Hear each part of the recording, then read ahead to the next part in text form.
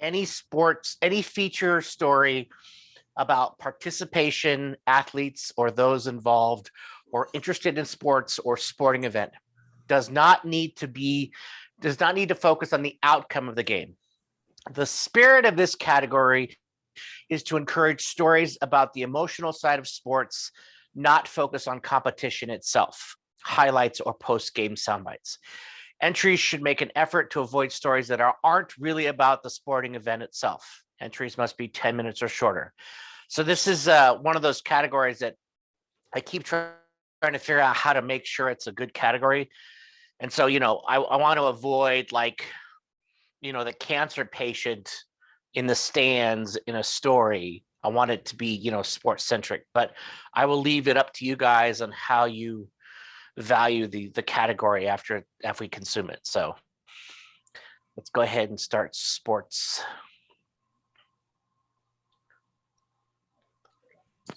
All right, Nate Brame has been helping out with Linglestown Baseball Association since the 1990s. He brings a positive attitude and enthusiasm, is described as the heart of Linglestown baseball.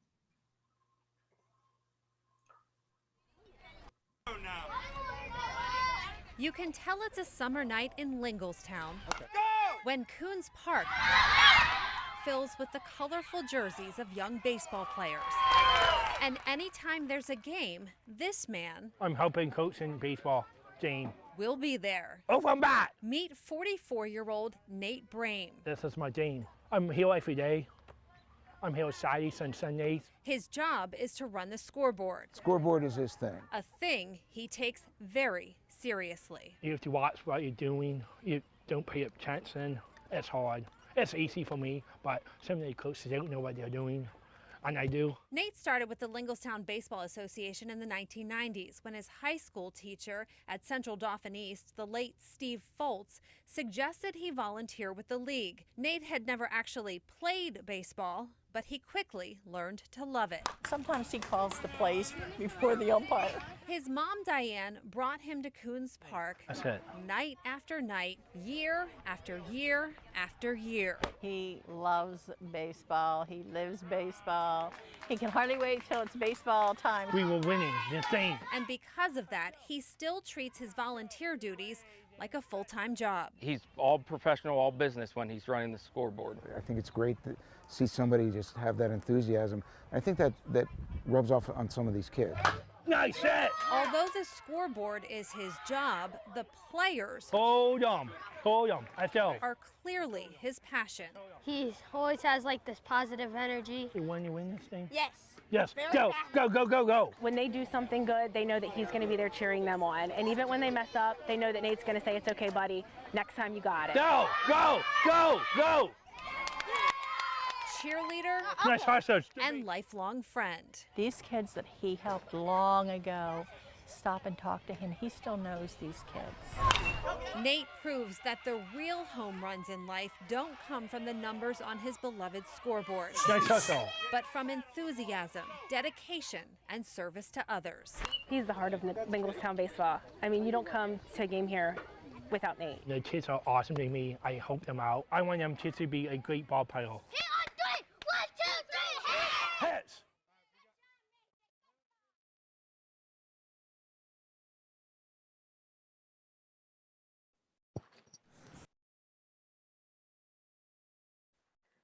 Athletes are always challenged to overcome adversity in their profession. Injuries and opponents alike, what do you do when you are hit with an adverse situation you didn't expect? One that affects more than just your outlook on the sport. Through sparring matches and photographs of one event, this story is the journey of Charles Conwell Jr. You have to commit yourself to this. Come on. Day in, day out. This is all we do. Jab and do it the other way. Within the soul of a place called Soul City Gym, Look for them shots. there are coaches, fighters, Cruise that jab. and the legends on the wall, like current champ.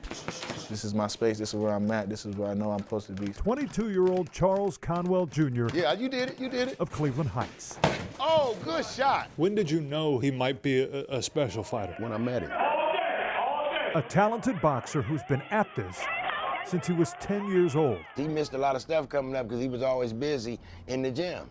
And that's been his whole life. So it almost comes natural. So talented. I was like, wow, that kid is really explosive. His family moved him to Toledo. Boom, boom.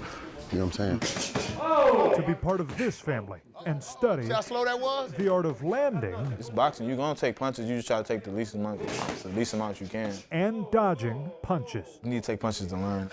Under trainer, That's what I'm looking for. Otha Jones. Good job, man. Good job. The kid is very resilient. I'm telling you. All of this, Charles says, for one sole purpose. Become world champion, become unified champion, become undisputed champion, and to be a legend and leave my mark on the sport.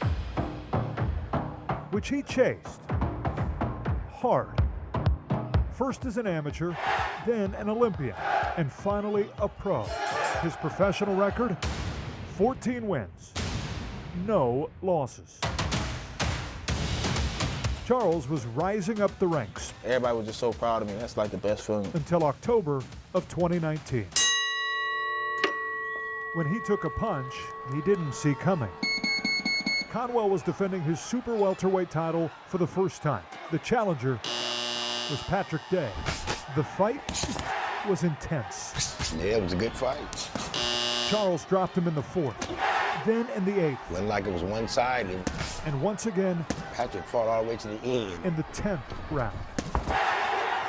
Only this time, Patrick didn't get up. When he fell, the way he fell, I knew something was wrong. He didn't move.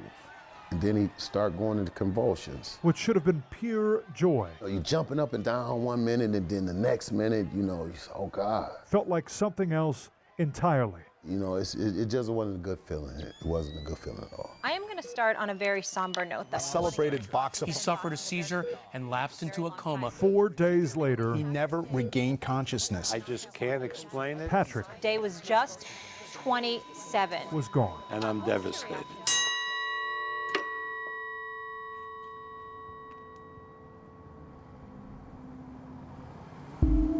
After that fight, I was just like, so like out of space. He was really down. Really, really down. In the days following Patrick's death, Charles sank into a somber state of mind. I don't want to call myself depressed, but I was at a real low moment. He was even questioning his desire to do that which he had loved for so long. He really did think about not boxing again. And he goes down again! I was having like panic attacks when I was watching boxing. It was a real low place for me in my life. In the midst of all this soul searching, the person he wanted to talk to most, he couldn't. But Charles tried anyway, via Twitter. I couldn't tell him to his face, so I had to tell it to the universe. And bared his soul. I was bottled in a lot of emotion. Expressing feelings of remorse. So I had to let it out. Feelings of regret. And feelings of great reverence for the man he faced in the ring. That letter wasn't manufactured. That letter came from his heart. I knew it would get to somebody that he knew or to him, so that's why I wrote that. And with these 4 words, Charles signed off. I run every day. Then signed back on. 3 or 4 miles every day. To the dream of becoming a champion. I love the bumps in the road that humble me and get me back to my learning ways. As it turns out, that punch Charles didn't see coming, it always stayed with him, was the one he hit Patrick with. That's part of his character. Which resonated into him. Proud of the man that he turned out to be. Stuck to it. He could have veered off at any time. Changing his life forever. Nothing's gonna be harder than that. Nothing's gonna take me that low again. Get off the ropes. Use your feet. Some fighters will tell you it's impossible to dodge every punch. Come on back. Come on back. What is possible is learning from it. On the hook side. Adapting to the change. Yeah, there you go. Continuing to fight. So when the time comes for me to be world champion, I know I'm gonna be ready 100%. And if you look within the soul of a boxer like Charles Conwell, you may see something. And the longer they make me wait, it's gonna be harder for them to beat me. Just like that. In Toledo, John Doss. Go get it, go get it, go get it. News 5. Good job, champ.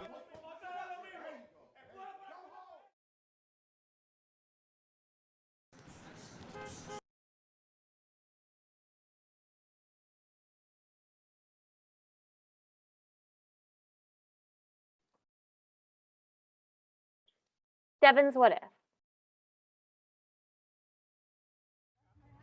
If I burp. When the what ifs pile up, I realize I am gonna grunt. the worst is easy to imagine. I gotta quit making that sound. And sometimes those worries come true. Oh no, I have to burp. It's how Devin Prisilek found out. They're getting the view of my arm right now. The game wasn't built for her, so she'd have to work even harder. Warm up! If you ask any people who are born with limb differences, they'll definitely say that it does get hard. Trying to keep that great mentality all the time is very difficult. You never expect to go out into the field and be like, oh, your best player is the girl with one arm. Like, you don't expect to hear that or see that, but she proves it. I just always thought I could do anything. Well, I had that mentality because of my mother.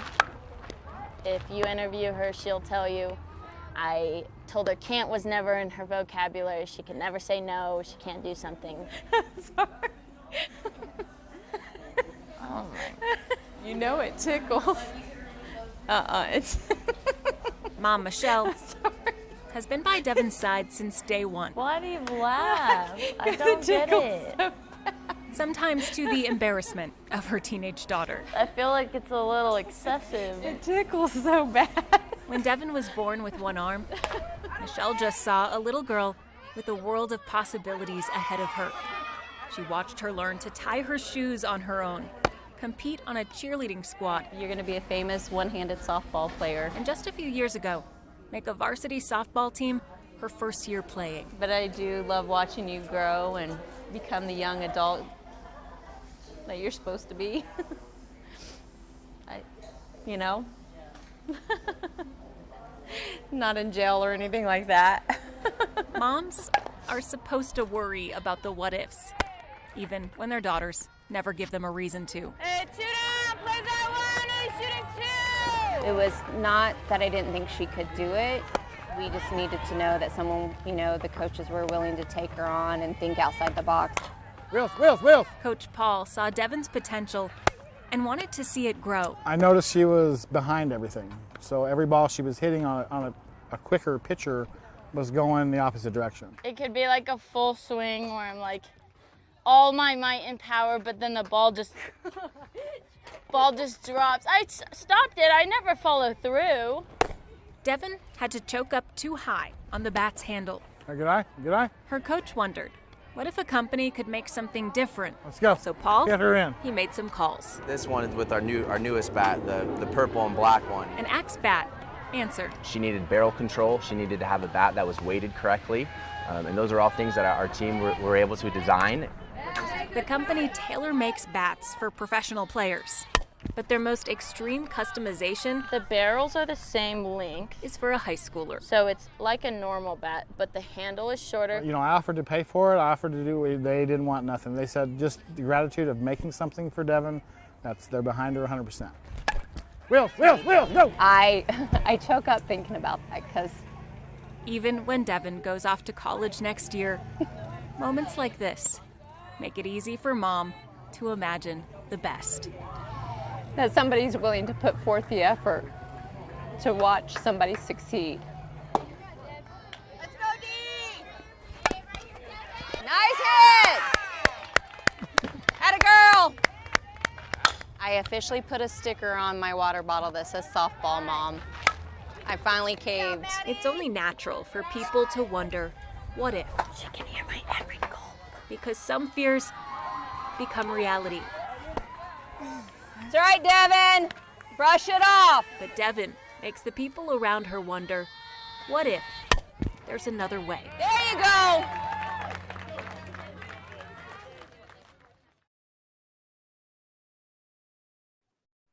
What if I... Native American mascot ban in a Washington school. The most egregious are the Redskins, hands down. Warriors, Braves, Indians. The Totems, the King Salmons. The Chiefs, the Seminoles. Savages, Redskins. I don't hurt to say a little bit. And it's not just in professional sports. In Images like this are all around our society, even in public schools. And for many Native Americans, that's devastating. Haumu mi nania Ivy Pete nu kuyui tukadu. I am Ivy Pete. I am a Pyramid Lake Paiute. Ivy Pete is a senior at North Central High School in Spokane, where for decades the school mascot was the Indians. Every day while heading to class, she faced this glass case. Inside, a gift from alumni, a life-size figure representing the school's mascot. To me, it looked like animals in a zoo. We've heard that a lot. Ivy says it may seem harmless to other students, but to her, it felt like the school was turning her culture into a mockery. To see those mannequins in the case that were supposed to represent me, people were telling me I should feel honored by that. I don't feel honored. Why do I have to feel honored by something that doesn't represent me? Ivy is not alone. Experts have shown, especially for young Native Americans, these images can be damaging to the perception of who they are. Years of research have shown the use of such mascots isn't only insulting, it can bring about cultural trauma. I am Stephanie Freiberg. I'm a member of the Tulalip tribes, and I'm a professor at the University of Michigan. Dr. Stephanie Freiberg has researched the profound impact of mascots on Native youth. Exposing them to Native mascots, it decreased self-esteem, their sense of what their community could achieve, their academic achievement goals. For Ivy, the mascot did affect her sense of self. I felt ashamed. I felt like an imposter in my own skin, knowing my own identity, knowing my history, knowing my family. It's a very romanticized, noble, savage, warrior princess type representation that doesn't really account for our everyday experiences today. Ivy protested the Indians' mascot by creating this Letterman's jacket featuring a marmot, not a native headdress. She got involved in bringing young voices to the state legislature. Good morning. I am a junior in high school from Spokane. Here she is testifying before a virtual House committee hearing. Today I speak on behalf of the Legislative Youth Advisory Council in support of House Bill 1356. That's the bill that prohibits the inappropriate use of Native American names, symbols, or images as public school mascots, logos, or team names. Started talking to policymakers, stakeholder groups, and really threw my full force into this bill. I am Slinket and Aleut, and I am the only Native American to serve in the entire state legislature. State Representative Deborah Lekanoff, who represents Whatcom, Skagit, and San Juan counties, is one of the bill's sponsors. I really believe that we have an opportunity here to re-identify who we are as humans. We're not a character, and we're not a cartoon. This spring, Governor Jay Inslee signed the bill into law. This entire mascot debate has been solely and entirely fueled by the fire of our ancestors, by those who came before us, and so I stand on their shoulders. My name is Willie Frank III. My Indian name is Kolashkid. Willie Frank is chairman of the Nisqually Indian tribe. He's working with schools in Thurston County to help them remove offensive mascots. We have a picture of our beautiful Mount Rainier. Willie took us to the Wahilut Indian School near Olympia to show us how schools can feature Native symbols accurately and respectfully. It's done the right way. The school includes a mural telling the story of the Nisqually River. And in our language, Tequotma is what my grandfather called our mountain. I think it was to make sure that we teach our kids who they are. And when you walk into the school, you feel there's something here that this isn't a joke, this isn't a cartoon. Today, Ivy can walk through her school a little more comfortably. The glass case is gone. This headdress gone too. And the North Central High Indians are now the Wolf Pack. We're the Wolf Pack now, which is exciting. We're making all these changes. I get to compete in track this year with a new uniform that no longer feels like a denigration to my culture, which is so cool. Not all schools have made progress like Ivy's. The deadline to do so is fast approaching on December 31st. Schools that don't comply could lose state funding and the important opportunity to create a new path for Native American students. Just like House Bill 1356 is not an end-all be-all, it's an invitation to conversation, an invitation to reparative justice. They have to be strong on knowing who they are, know that they matter, or else we're going to continue down this road of historical trauma.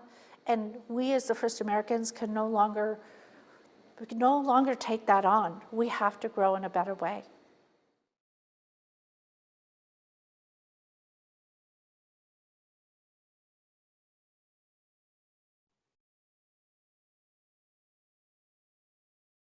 Josh Hicks turned his 5-year prison sentence into a career as one of the most sought-after personal trainers in the NFL.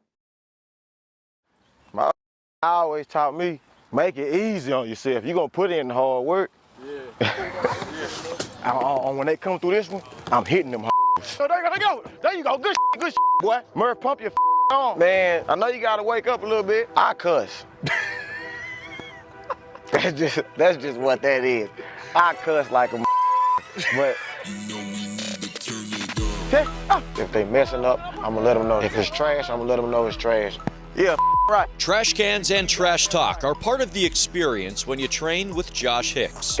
Right. Sounds like, what is it called, an auctioneer? I get 500, got 500, can I get 600? Your feet, boy. And Dallas Cowboys running back Ezekiel Elliott There you hitting them. swears by him. It's always fun. It's always high energy. I don't think nobody loves football the way I love football. Josh Hicks grew up in South Dallas. His parents, Peter and Rita, are longtime Cowboys fans and run a daycare center in Oak Cliff. They made ends meet to send their kids to private school, Trinity Christian in Cedar Hill. What was it like watching him on Friday nights? Oh man, it was a thrill. At 5'7", Josh was one of the shortest players on the team, but made up for it with toughness and talent. 35-40. Leading Trinity to the state finals in 2005. Into the end zone. I can't say I was just a cocky athlete. I knew I was good though. But the better he got on the field, the worse he got in the classroom. He's got the first down and more. I think I started smoking my junior year in high school. A week before his high school graduation, Josh was arrested for gun possession. The arrest, plus poor grades, forced him to spend a year at prep school in New York, which he turned into a half scholarship from Purdue, a Division I school in the Big Ten. When I got to Purdue, I wasn't going to class from the moment I stepped on there. Bro, I used to smoke weed before going to practice, literally walking to practice. Would you smoke every day? Every day. Before long, Josh was kicked off the Purdue team. He came back to Dallas and turned to the streets. I went to jail for possession charges, selling drugs, selling dope. I had to put him out of my house a couple of times. It hurt. That was my baby. In January 2013, Josh pled guilty to felony robbery. He was sentenced to 5 years in prison. He served 2.5. Those 2.5 years saved my son's life. Amen. I believe it. Yes, I do. Because had he not gone there, Josh would probably be dead today. Probably. He got his head screwed on right, and that's why he's so successful today at doing what he do. You got to be in there putting together a plan for when you're getting out. The plan was to return to football in some shape or form. And he was just determined. Josh got a shot playing for the Mesquite Indoor Football League, but found his second chance through personal training. You can never catch me doing those crazy movement workouts he does. You got out July 1st, 2015. Now 6 years later, you're training Ezekiel Elliott. That's crazy. How? Super Bowl Leonard came through first. Hicks built a following over time. And last summer, he trained now Super Bowl champion Leonard Fournette. He referred me to Jay Hicks, and the rest is history. I don't care who you are, what your name is, and what's behind it. Boom. When you come train with me, my name behind you now. It thrills me to the highest to see him out there with those guys. With his work ethic, his personality, the sky's the limit. Take that away from my story. Sky's the limit. Don't never give up. I take that all day. That's sick. Josh Hicks wants his story to be a lesson for all young athletes. When the bidding starts, get this right. Dodge the traps, avoid the garbage, and chase your dreams. There's only one Josh Hicks, that's right. In Dallas. That's right. I'm Jonah Jabbar.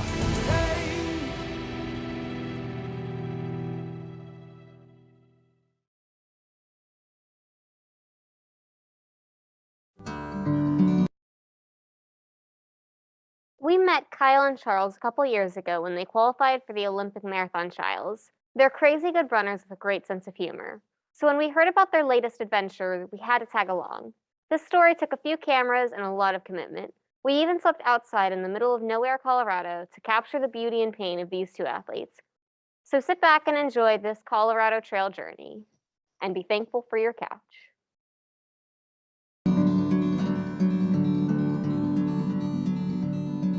I've never ran 57 miles once. But we're doing it today. So we're doing it today, and then We're doing it the next I think day. I'm most nervous for waking up tomorrow and doing another 50 miles, and then another 50. On the path to find fun, I'm nervous, but excited. not everyone goes in the same direction. Oh God, Charles. Yeah, we go up to nearly 13 twice. Kyle King and Charles Remillard, a Marine and a middle school teacher, they choose to define a good time differently. I think type 2 fun is like, it's not necessarily fun while you're doing it, but it is after. Are you kidding me? I wasn't recording the entire time. That type 2 fun starts at 5:30 in the morning in style. Crop tops, increased vitamin D from the sun, better airflow.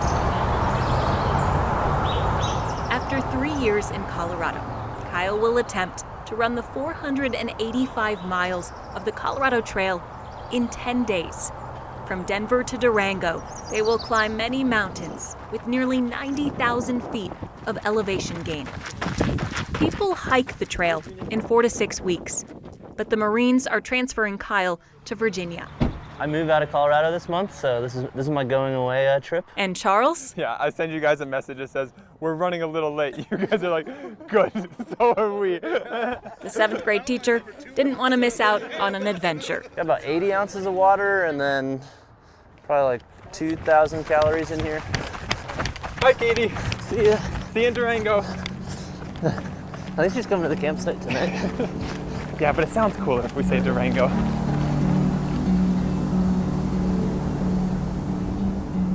Beautiful town of Bailey, Colorado, huh? Luckily, Charles and Kyle have help. The great thing is we're in a car, and they're on their feet. Kyle's brother and his best friend will never be far away with food, camping gear, and moral support. If there's a vision board for like his life, it's embracing the suck. So I think that's what drives him to do something like this. All right, we got to take a U-ey, a left turn here. A U-ey? Yeah, I think we just missed the turn. Off to a good start. I can't believe we did that. 27.5 miles deep. Yeah, now they're coming through.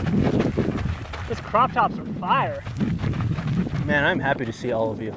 Charles, I'll tell you, I was not having fun there already. Kyle's spirits were getting a bit low, I think. The next 29 miles require all the calories they can get, even questionable ones. Oh wait, these are the sausages. Oh, they smell awful. They smell terrible. Oh my gosh, gross, and they even look horrible. Oh, they're all slimy. Why did we choose these? This was a terrible idea. All right, let's go. Spirits are high, That crop top. but Charles and Kyle are about to climb more than 3,000 feet. Kyle, are you okay? Yeah, the ground just looked really comfy all of a sudden.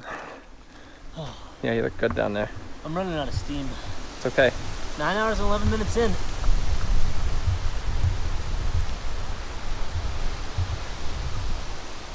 There's 57.35 there. No, I don't think this was a good idea. Not giving up or anything, but bit off a little more than I was ready to chew, I think. You got the meatball? Thanks. At the end of the day, chewing is about all they have energy for. It's very hot. It's very hot.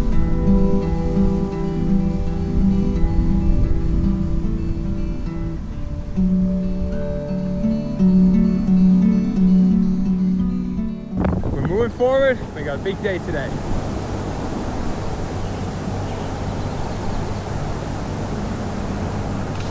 Kyle, what happened to your shoe? Come here, I'll show you. On day 6, about halfway through the Colorado Trail, Type 2 fun is on full display. Oh, it's in there. Damn it. Oh my God. Kyle had to run 4 miles in that shoe. Mud's thick here.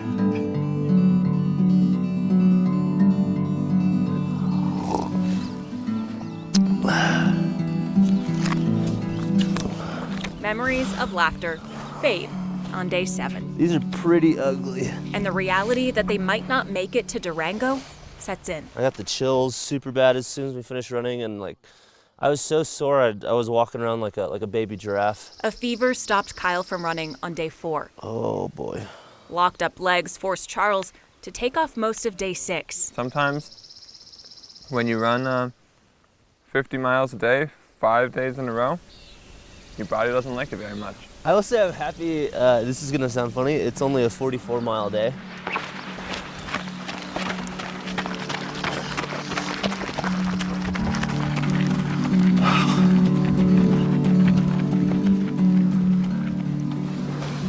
Cheating. Once they get into the parking lot here and they get their shoes off and kind of relax a minute, then we get to just enjoy the moment and talk about it for the rest of our lives. And I hope that I can just roll down this last 20 miles of the last segment, and we'll be done. The adventure is almost a memory. See. Almost. Less than 5 miles to go, and this rock wants to give a big you to Charles. Let's see the damage. Well, Kyle, I've consistently opened up these wounds for the past 4 months training for this, so it was only appropriate that in the last 5 miles of the Colorado Trail that I open them again.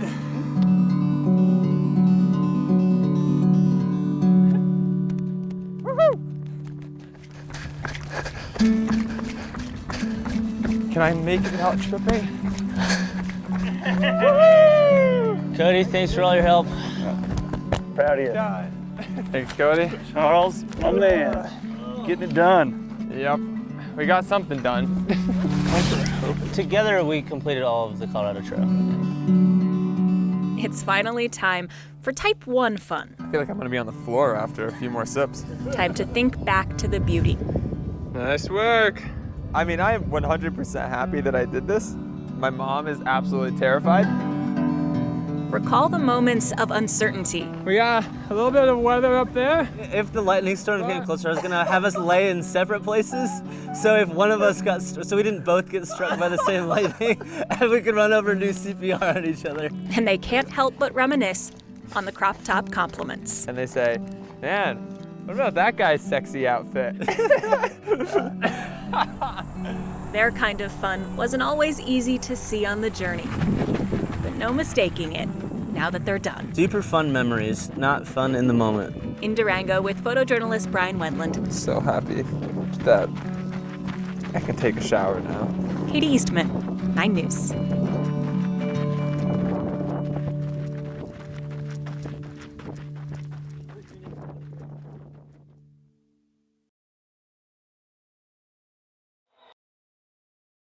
Tanner Seaworth, KSL TV.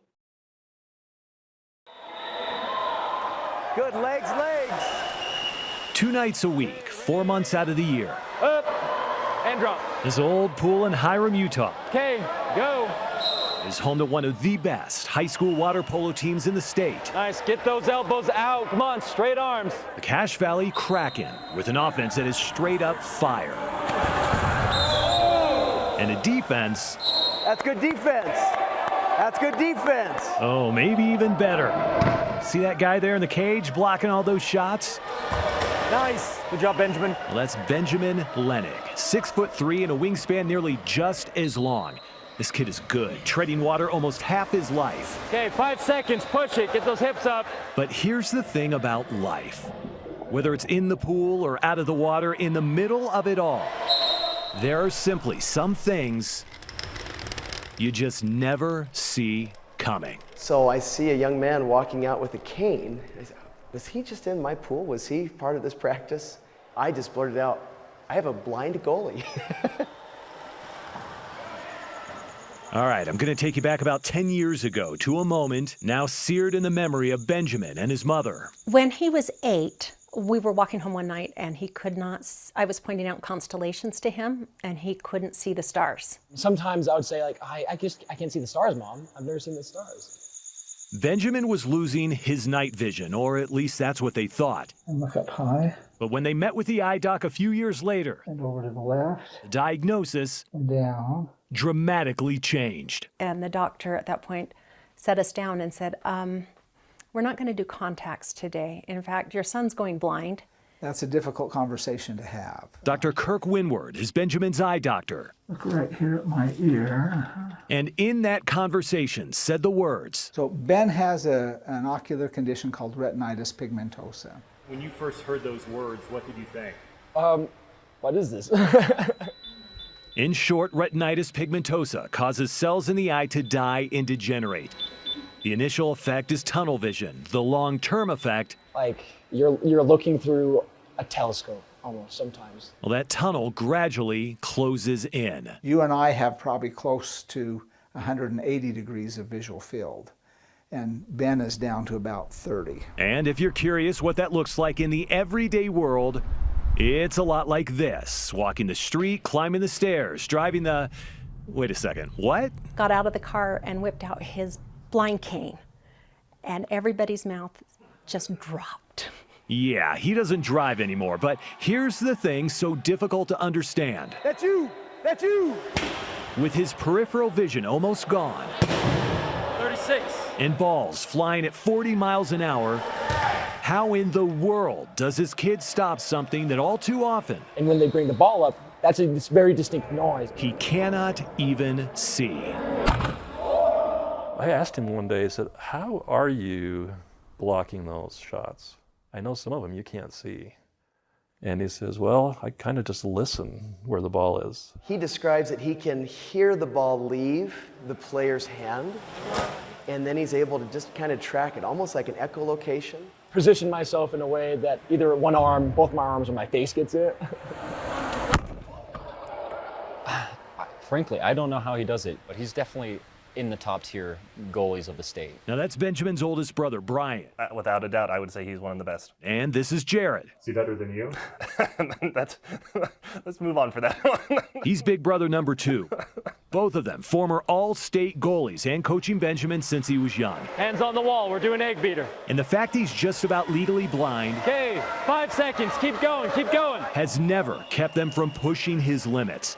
Limits tested just a few weeks ago. 5 shooters on each side. This is an exciting time. Let's get it. When a tied-up game was forced into a one-on-one shootout. It'll be interesting to see what they do here. The announcer was talking about how during the shootout, he was listening to the other coach from the other team saying, hey, you need to shoot snake eyes on him. Like, look one direction and shoot the other. He's saying pull the snake eyes on the fire. And I'm like, that's not going to work on Benjamin because he doesn't know where you're looking. He can't see your eyes. Jordan Fitz to fire now against Benjamin Lanick. An entire game coming down to just 5 shots. And it's stopped. That right there. Which line wins the game? Yeah, that block was the game winner. And Benjamin's just like, nope, not going to happen. Benjamin Lanick, amazing job. Ridgeline takes it, 9-8. You're always waiting for that next shoe to drop, right? What's the limits of his abilities? How fast is it progressing? He just seems to keep finding ways to cope with it. Tests have shown Benjamin is losing more than 1 degree of peripheral vision each and every year. He's now at 27 degrees, and while there is no cure, there are also no limits he is allowed to define him. He is a runner, he's a worker, he's a rower, he's a builder, he's the kind of kid who smiles even after the doctor slides a needle in his eye. In some ways, his growing blindness has also made him more independent. And he's the kind of kid who sees the world in a way many of us probably should. That makes me really proud of him. A proud father who on this night and at this pool Right side, right side, right side. is watching with the rest of this hometown crowd as Benjamin protects goal. Good play. One last time. No, they're not watching a charity case, and he's no novelty act. Good. I have full sight. I can't even block him. But with nearly 400 blocks in Benjamin's high school career, He's probably the best goalie I've seen in all my years playing water polo. Well, you may be looking at the best in the state. Good 2 quarters. And the beauty of it all isn't necessarily the reaction. They're like, wait, what? People on the other side are like, wait, what? Like, when opposing teams see that cane. And the other team just is like, wait, he's blind, and we just got wrecked by him. It's the fact this 18-year-old forced to deal with something nobody ever saw coming. I've seen the things I want to see. I've seen my family. I've seen my friends. Can somehow see far beyond what's in front of him. It could go any time. It could go tomorrow, next year, 50 years from now. I feel like I'm prepared for it to just go.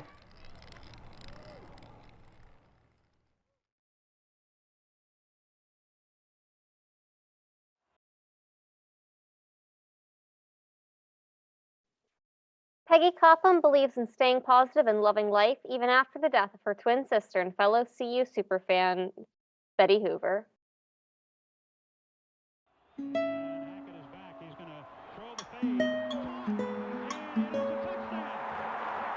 Oh, we had a lot of fun. We've had lots and lots of fun here. Memories. The main place to go to watch a football game in Colorado is in Boulder at Folsom Field. Attached to our past, yet so often they guide us in the present. Here's the stadium right in front of you, Mom. Yeah, I see it. In the empty tunnel under CU's Folsom Field. We've been here through thick and thin. A woman 4 years shy of a century in age reflects on years of memories made here. And we never leave early. I've never, ever left a ball game early. Peggy Cobham's seat was chosen at a time when season tickets didn't exist. This is where I sit. I think these are good seats. Today, she's back again, only this time, for the first time, without her best friend. I'll try to hold it, but it's the first time I've been here without her. Memories. Twins have a habit of making plenty of them. Every picture we have when we were little toddlers and little kids, we had our arms around each other. Betty and Peggy came into this world together in Walsenburg and found reason to cheer together in Boulder. Claim to fame in those days, we were cheerleaders at Boulder High. They are best known as CU's cheerleaders. Decades-long superfans, as common at football and basketball games as players and coaches. Betty and I said once, well, how did this happen? When people are asking us for photos, you know, I said, I guess it's because we're old and because we're always here. And twins, I think that, of course, made a difference. Always matching, always together, until this summer. Betty said to me, when not too long before she died, and she said, we've had a lot of fun, haven't we? And just out of the clear blue. One night, weeks later, Betty passed away with her sister by her side. I was with her, I was sleeping with her when she went to heaven. Now, there's a void. But yes, I was grateful to be able to be with her. A void not nearly as obvious as the empty seat by her side. And that doesn't mean I don't shed a few tears and miss what I had, but you go on with what you do have and be happy about it. When Peggy needed a team of support. Is that your first win? Yes. Oh. So the Buffs were there. You can see that. Oh my gosh, I'm gonna cry. We're just so fortunate to have you as one of our best fans ever. Coach Durrell's first win. Oh, God bless you all. And you know what this says, don't you? It says, in loving memory of Betty Hoover. But I'm so grateful for it and thankful that they're remembering Betty like that and treasure it. Her memories, while painful, they help heal too. I was asked if I'd come without Betty, and I said absolutely. She says she'll keep coming back. And I'm all right. She would want me to be. If only to hold on to those memories of her best friend. And I'm still a happy person. I'm happy for the life we've had and what's still to come.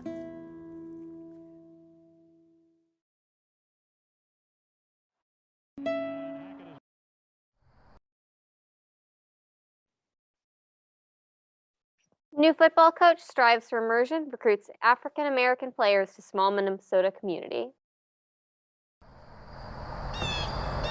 A fall rich with colors comes to a predominantly white northern Minnesota community. But the season Let's go. isn't the only thing changing Game day, man. in Ely. 1, 2, 3. Vermilion Community College Let's wake up. has a new football coach I see confusion in some of y'all eyes. who's recruited new players newly connected to this northern outpost best known for mining, timber, and tourism. Pulling into town, I was like, wow, kind of surprised me. Montario McAfee, Caught me off guard. recruited over the phone from Kansas City. No Peace Hush, no McDonald's, no none of that. I even got the pronunciation of the town wrong for the first month. I was calling it L. From urban centers to the deep south, they came to play for Terrence Isaac, Let's go 9. I need another receiver. who also knows what it feels like to be a fish out of water. From Cleveland, Ohio, born and raised. High school football was Terrence's escape from an abusive father and a violent neighborhood. And when no big colleges offered him a spot, You know, I found out about a place called Ely. then, on his way to becoming a star receiver on a championship team, Terrence scored something more. It took me from an environment of violence to an environment of peace. This is a place that actually I needed. I needed it so bad. How big an impression left? Good job, number 18. Let's go, Blue. Ask his wife, Candace. Well, he's always said that he would always want to go back to Ely. So if the opportunity presents itself, I definitely want to go. Yeah, it looked like he was held. Then, opportunity called. Hey, fight through that though. But Terrence didn't become head coach just for himself. Big coaching shop. Tyrese Rogers, recruited to Ely Yes, sir. from Alabama. I went fishing for the first time ever out here. Carlos Carter, Yeah, hunting. from Washington, D.C. So small, like I see my teachers in the grocery store, gas stations, Dairy Queen. Exactly what their coach had in mind. We just out here getting in that work together. Those are his players running not on the football field, but right through the middle of Ely. I want the community to see us. I want the community to know that we're here. There's a stereotype on African American males, so I wanted the community to see these guys and see something different. Break it up. Again, the football team volunteering in the Ely Community Garden. Hey, you love to work. They're very strong. There you go. Wow. It's nice and peaceful too, though. That's what I like about it. Then, delivering flowers to Ely's senior home. I said, holy cow, these guys are nicer than I am. I mean, more respectful than I am. Mike Pope, vice commander of the Ely VFW, also refs high school football and knows locker room talk. He remembers his first encounter with the community college team at Vermilion. I will tell you, the only person cussing up there was me. And over the months, the more the players have reached out, Ely's reached back, easing their parents' fears of sending black sons to a small town in the state that produced the police officer who murdered George Floyd. I just tried to reassure them that, look, it's gonna be okay. I went to school there. For good measure, look who Coach Isaac invited to welcome his players their first week in town. Hopefully they'll be able to learn us by first name, last name. Chad Hood, Ely's chief of police. He told us, he was like, there's gonna be people here that will make your life hard. There's gonna be people here who use racial remarks. You give me a license plate number, you give me a name, and I will spend my entire day tracking them down, and I'm going to talk to them. Just to kind of say, hey, this is how we do it here. Still a predominantly white town, but a community in which a predominantly black football team In the name of the Father, is feeling more and the Holy Spirit. and more Here we go. immersed, Raising up. There we go. including several newly baptized souls Here we go. at Ledge Rock Community Church. Definitely cold in Alabama water. Far from home, Touchdown! but still Good job. home. Good job. I don't have any children who play on the team, but all these kids are our family. I love the feeling of winning, baby. I love the feeling of winning. Oh my God. Oh, we got him. 1, 2, 3. Decades after Terrence Isaac found a home here, Ely's front door is still propped open.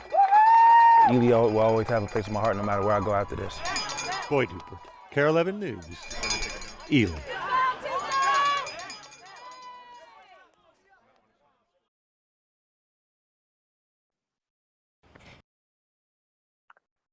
One woman's journey to be able to run a lot.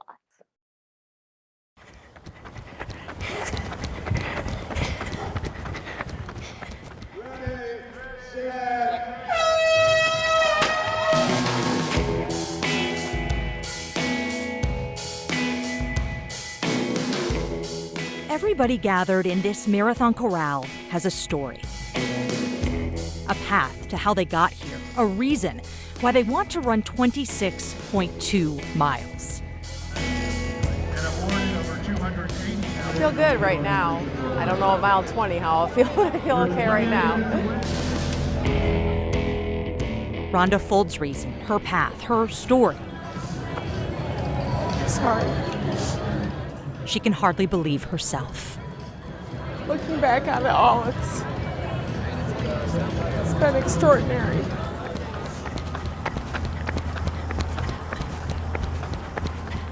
Running wasn't supposed to have a starring role in Rhonda's life story.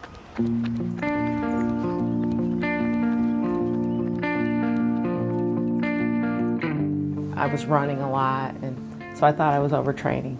I had a bad tremor in my jaw and in my pinky, and so I went to the neurologist. There's no way. I thought, well, there's got to be a mistake. How old were you at this time? I was 34. I thought, well, this is it. Her marathon never happened, and it wasn't long before the young mother of 3 from Justin was in a wheelchair. I couldn't walk, and I couldn't eat things like peas or anything because I'd throw them across the room. I had a very bad tremor. In the beginning, I thought that I was just going to wait to die. After years in that dark place, so you can really see where it runs. On this side, a surgery brought some light. In deep brain stimulation, doctors implant a pacemaker under the skin, then connect it to electrodes they put in the brain. That procedure can curtail the debilitating symptoms of Parkinson's. It's made my life totally worth living again. After 6 long years, Rhonda was mobile again. But running still seemed scary after all that time living in an unstable body. Eventually, it turned something on in my brain and made me feel so much better. Enough gentle urging from one of her sons just to try it worked. It was the first time in years that I felt joy and happiness. With every mile, running revealed Rhonda's strength and breathed life back into her limbs. Let's see. So this will be my 7th year that I run Boston. Not only did she finally run her first marathon. This was Disney, this is this year. There's Fort Worth, Philadelphia, Tucson. I don't even know, now I pull them out and I'm like. She never stopped. More than 12,000 miles under her feet, all leading to this moment.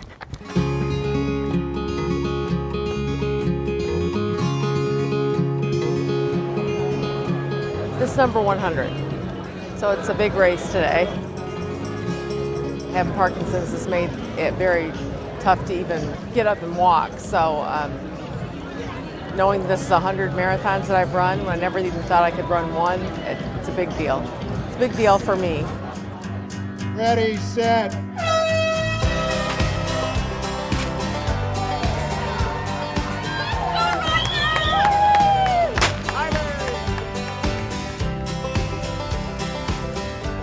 We're ecstatic. We're completely stoked about it. With her family cheering her on, Rhonda ran. Oh, the woman can run forever. She's a warrior. Yep, that's her. Yep, in the blue. Full of strength. There you go, baby. And emotion. Come on, honey, finish it up. Finish it up, baby. And cross that marathon finish line for the 100th time. Do you feel like running is saving your life? Yes, yeah, for sure. We all have our stories, our reasons, our paths. It's the steps we take to get there that count. We knew you were. In Fort Worth, I'm Lauren Zakalik.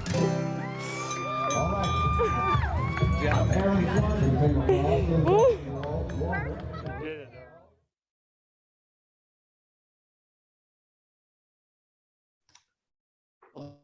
Those were some good emotional stories.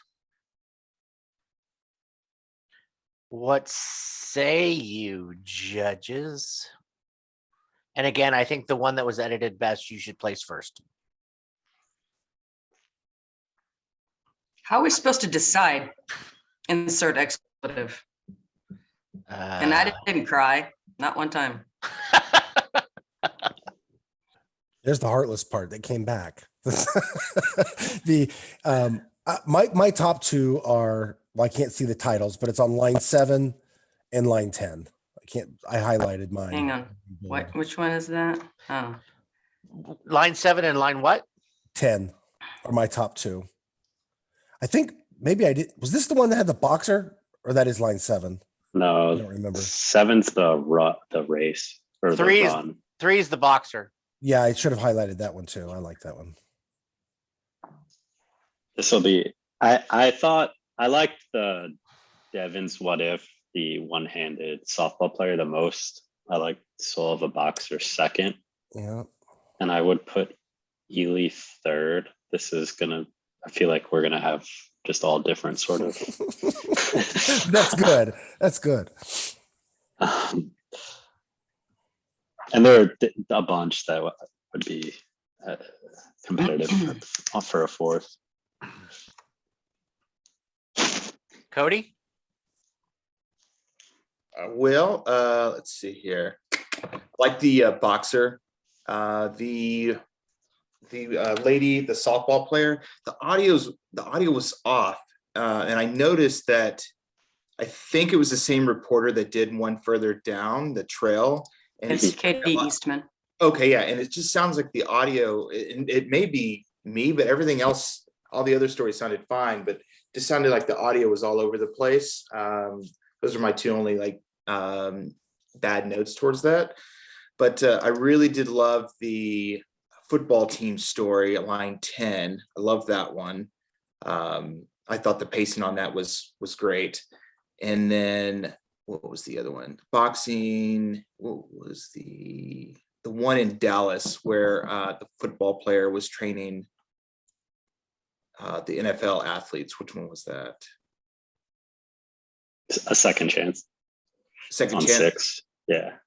Yeah. So I enjoyed that. I thought it was a good character. I'm not sure if it's in the top 2. Actually, it's not in the top 2, but I think it may be one that we could consider an honorable mention maybe, but those are my thoughts. Anastasia? I wrote a lot of good notes about Devin's What If, and now I'm like 10 stories deep. And what was that one about? It's the softball player with one arm, one hand. Right. So Devin's What If, I'm like, yeah. I mean, the moments just kept coming. Yeah. And it is just like a rolling, like in your face. I'm like, what? Right. And they're all there, right? Like you can edit them out, you can miss them, and but they were just like in such perfect places that you just kept moving. So many good reveals. I'm like talking about it, still goosebumps. It's just so beautiful. There was a lot of cussing on my end going on because I'm like, now they did it again and they did it again. And I'm like, well, how am I supposed to? This is not helpful. Freaking Boyd Hubert again with the, hang on a second. Let me tell you, I'm not giving you them in any sort of order. I have not, I did like the Second Chance, which the football player thing. I mean, it was obvious that it was highly produced. I agree with Aaron's comment that the last shot should have been the main character. That's sort of an obvious thing to me, but the rest of it was really well done. Embrace the suck, man. I love that. Like, that was a long story, so I agree with you, Tony. But it was. But I didn't lose it helped interest, me. though. It helped But me. I didn't lose interest. I did not. I Yeah. did not. Like, I don't think it could have been shorter because you have to do the miles, right? Like I am just not helping. I felt like they went from like 200 miles left to suddenly 5, where I was like, oh, we're done. But you did help because I forgot about Devin's what if. The one thing I wrote in on there, where is my comment? Is nobody else set up their character the way this girl was. If she starts off with burping and talking about she's got to stop making that noise when she throws, typical what you would expect of a young woman. And then the reveal, oh, she didn't have a hand. And because you wonder. And so I was in love with her as a human being before I felt bad for her missing a hand. So when I found out she was missing her hand, I loved her even more because now she's a badass in my eyes. And she could hit, right? Which is the hardest thing to do. So I'm glad you brought that back up. I don't have anything negative to say about that story because I didn't write it down and I'm good at that. So I forgot about Devin's story and I shouldn't have. I thought that was the best reveal.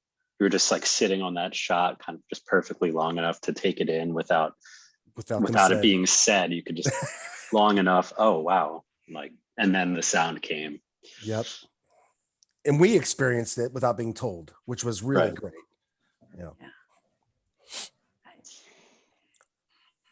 I don't know. So I love that. To me, you made it harder. I'm sorry, not sorry. I mean, just right. How about we pare it down? Because like there are some that were obviously good, but like didn't do much. I mean, I know Eli and Coach Isaac it was perfectly told. So I was distracted by Boyd's storytelling. So I don't know if I'm a good. No, that's what I'm a good judge of that. That's why people fight to work with him. I know. I'll just try to fight to get him to wing night, but he's fun hang. If y'all want to do in outs, I can filter it down so you can get a visual of what's left. Yeah, that maybe. What do you guys sounds like think? we're definitely losing mascot band. I don't even remember. Yeah. No, I mean, no. Well, I can't. Oh, Peggy. Oh yeah, no. Peggy's loss. No one's talking about. No. What about No Limits? Was the blonde? There were like good parts and like dragged on parts, and yeah, I got a lot of negative comments about that. Yeah, or could we rule that out for someone? Yeah, wasn't it you who talked in a previous one about tracking? Wasn't the tracking completely wrong in that one? Yeah. I just was like, why are you speaking like that? You're not announcing a game. So mascot ban out. Whichever. Sorry, excuse me. What other ones? Mascot bat is out. The No Limits is out. Yeah. I think Peggy's loss is out. Peggy's loss is also out. That just felt like that would have done well in human interest, but not this. I think that story needed her at a game. Yeah. And Rhonda's story's out because nobody's talking about that. Mm-hmm. I don't even remember it.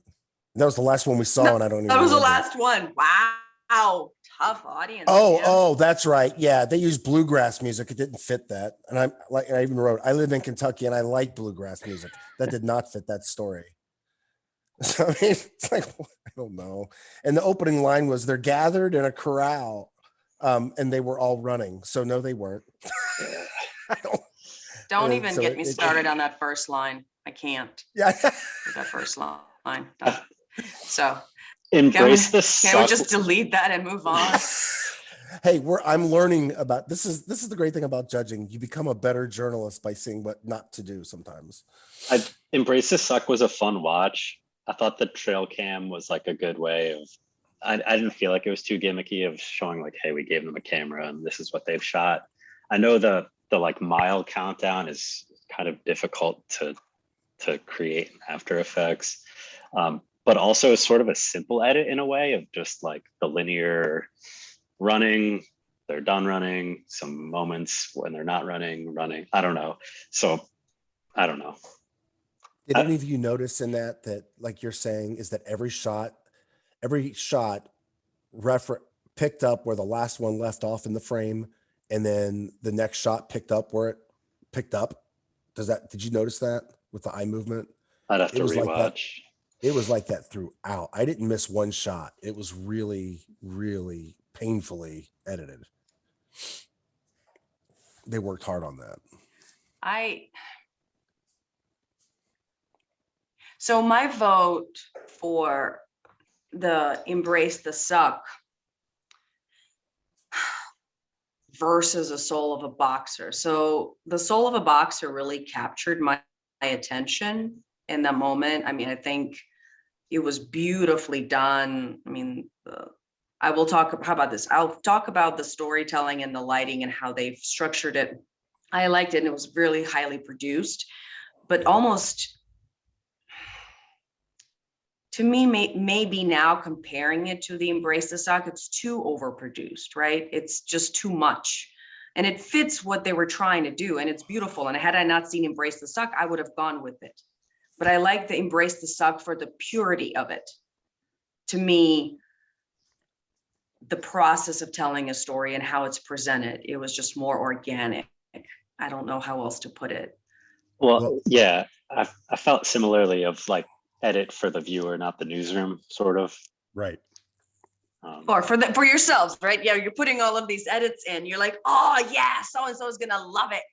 Yeah, right? You can see everyone in the newsroom be like, "Oh my God, you're so good!" Or that was beautiful. But yeah, in the middle a little bit, it was like 20 million things happening on the same shot, sort of. But well, and take this into it's effect. very ESPN-ish. I mean, yeah, it's supposed to be this way, right? It's very ESPN-ish. But I liked it. To what you're saying, The Soul of a Boxer, a professional photographer shot that for an edit. The Embrace the Suck, this guy shot it because they needed it. Because they gave him a camera. So that edit in my head is harder because you're editing someone else's. Does that make sense? Not exclusively. But well, it felt pretty raw. So I'm just going off of what I've heard so far. It felt raw, and it was edited beautifully. And you're talking about the Embrace the Suck? Embrace the Suck was edited beautifully. That's the running one, right? Yeah. It was edited beautifully. And the thing is that I think Soul of a Boxer and Embrace the Suck are completely two different types of edits. But I don't. Do we have the 5 that we like to narrow down? Seems like it. Okay. Are we gonna wait? Wasn't somebody deleting the lines because the lines I see the lines here. Sorry. Yeah, I guess they're not. No one's really talking about the Lingelstown one. I feel like no, that felt like a day turn. Normal. He was a cute character. So what are we left with? Because I'm looking at the list and the Google Docs and not the list on the screen.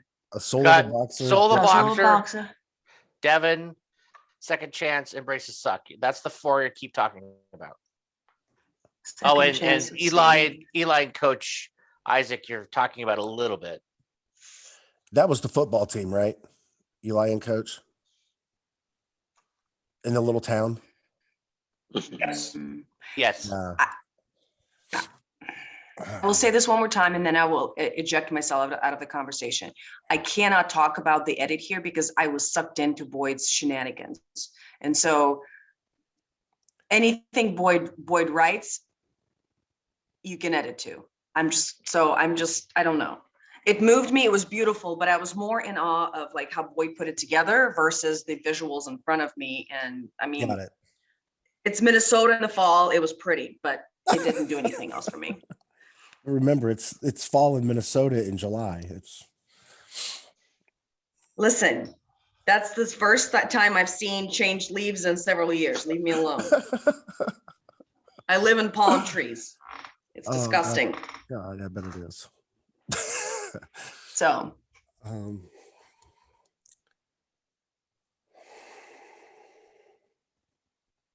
I feel like I would have Devin's what if number one. And then I'm in my own head debating the Soul of a Boxer versus Embrace the Suck.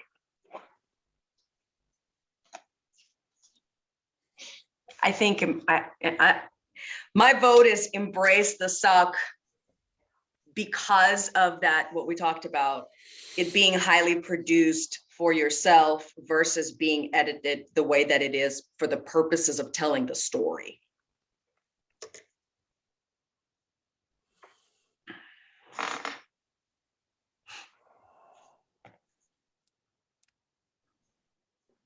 Cody? Yeah. So I'm real big on Soul of a Boxer, mainly because of just looking at the edits that went into, the transitions between the news articles, how they use the bell as a transition, but also the coloring that I have not seen anyone really kind of use color as an effect since, throughout this journey so far. So I really like that they've kind of taken it. Yeah, it's overproduced, but I think that it's from the editing side of things, I just think it's one of the top edited ones on here. And I don't want to, I don't know how to say it. Like, I don't want to down someone that may be working at a higher place than a lower place, but the skill of whoever put this together, the Soul of a Boxer, there was some skill involved in that. Yeah, they had to have used After Effects, and they used it cleanly. And if they didn't, the camera work was amazing. If it wasn't After Effects that they used. I thought it sped up and also slowed down really well. And you were able to sit on some of the shots. And then, so I don't know. I enjoyed that a lot. When they transitioned from the boxer's death to the trainer, was anyone else? I was confused in there for a minute. I had to stop. I was like, who's dead and why? I had to stop and remember, if he's dead, why am I hearing him talk? So I was confused at that point, and I was wondering if I took a nap in the middle of it or something. So that did confuse me a little bit, which makes me wonder if they had set up the manager enough in the beginning. Because it was, I think it was and then he's dead. And then I thought, okay, it's over. And then it kept going.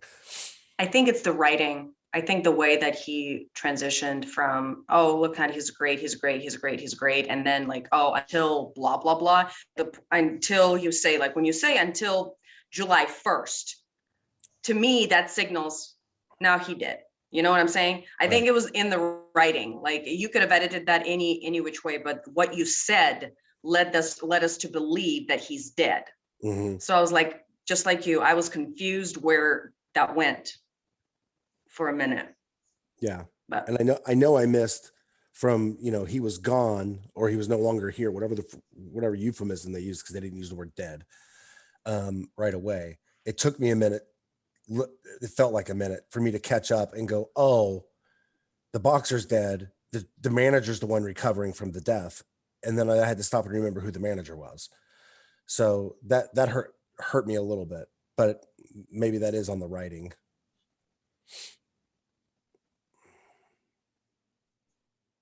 Or maybe we should have seen the manager talk more in the beginning. I don't know. So it sounds like you're all pretty good on your first, but it's now the second, third. It's the baseball, right? Everyone? I think the first for the baseball. Yeah. Devin's what if, I fell in love with that little girl immediately.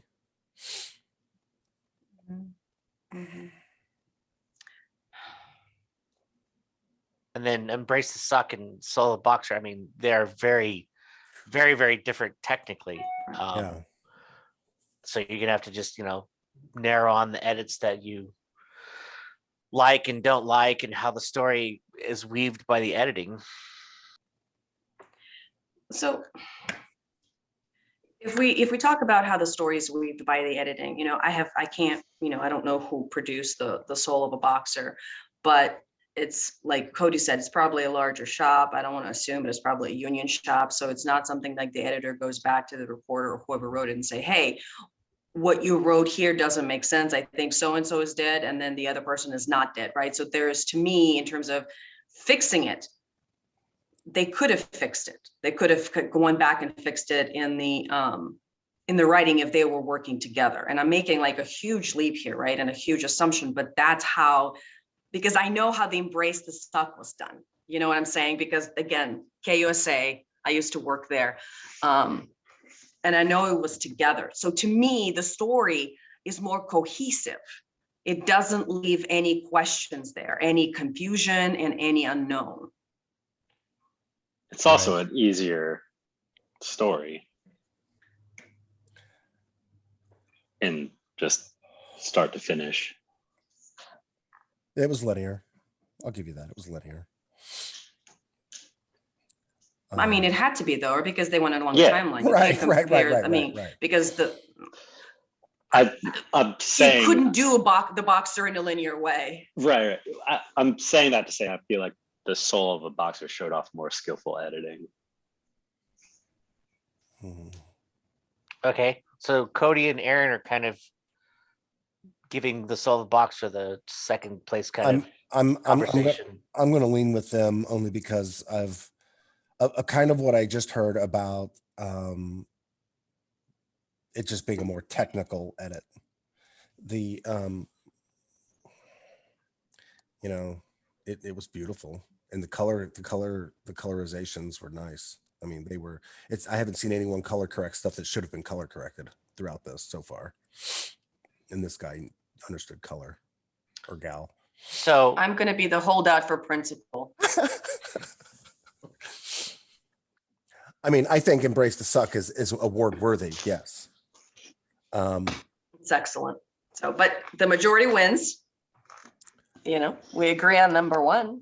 So that's something. Devon's 1, Boxer 2, Embrace the Suck 3, and then are you giving any honorable mentions? If we did that, because we stopped talking about Eli and Coach and Second Chance, but we did mention them early on. Yeah, but you haven't talked about them at all. I know, but we were trying to nail. I think A Second Chance is a good story. There was a couple really kick-ass edits in that A Second Chance, but it didn't kick ass all the way through. Otherwise, we would have been talking about it more. So, and I just kept it simple with the great flow of graphics. So, nothing. I mean, there was nothing else there. And then I'm not so excited about Boyd being Boyd, but I did love the story and how it flowed, and it was paced well. And the one thing that Cody made mention of in the story before, there was never an underwater shot in the underwater polo, but in the baptism, there was an underwater shot. So the thought was there to use it. So I really, there were surprises galore in Eli and Coach. And it kept going. And just when you thought they were going to wrap it up, they took you on a twist.